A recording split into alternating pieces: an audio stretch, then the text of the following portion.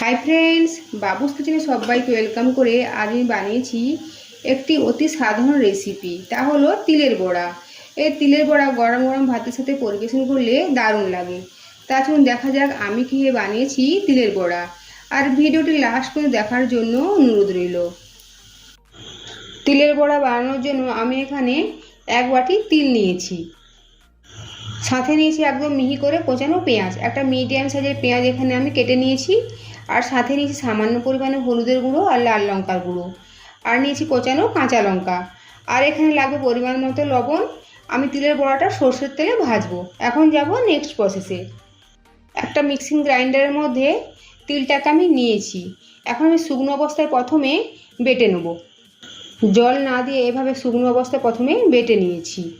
এখন দেব পরিমাণ মতো জল, আবার এটাকে বেটে নেব। এখন জল দিয়ে এভাবে বেটে নিয়েছি। একদম ফাইন করে বাটার দরকার নেই, একটু গোটা গোটা করে বেটে নিয়েছি। এখন একটা পাত্রের মধ্যে ঢেলে নেব। একটা পাত্রের মধ্যে তিল বাটাটা নিয়ে নিয়েছি। এখন দেবো পরিমাণ মতো লবণ, দেবো কোচানো কাঁচা লঙ্কা, হলুদের গুঁড়ো আর লাল লঙ্কার গুঁড়ো, আর সবশেষে দেবো মিহি করে কোচানো পেঁয়াজ।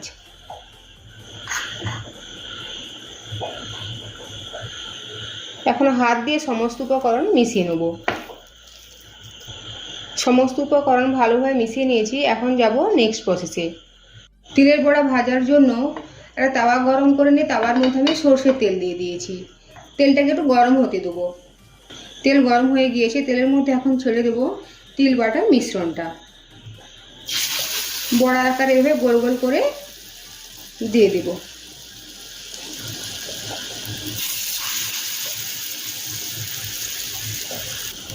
তিল বাটার মিশ্রণটা পুরোটাই আমি তাওয়ার মধ্যে দিয়ে দিয়েছি।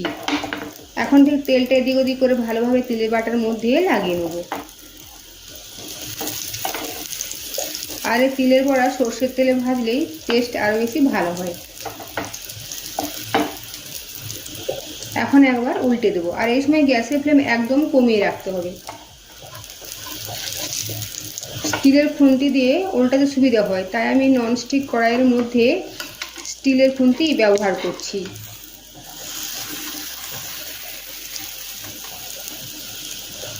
সমস্ত বড়াগুলো উল্টে দিয়েছি, ঠিক একইভাবে অপর দিকটাও ভেজে নেব। আর আমার আজকের এই বড়া রেসিপিটা আপনাদের ভালো লেগে থাকে অবশ্যই লাইক, শেয়ার, কমেন্ট, সাবস্ক্রাইব করার জন্য অনুরোধ রইল।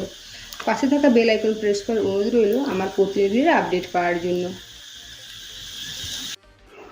তিলের বড়া ভাজা হয়ে গিয়েছে, এখন আমি গরম গরম ভাতের সাথে পরিবেশন করব।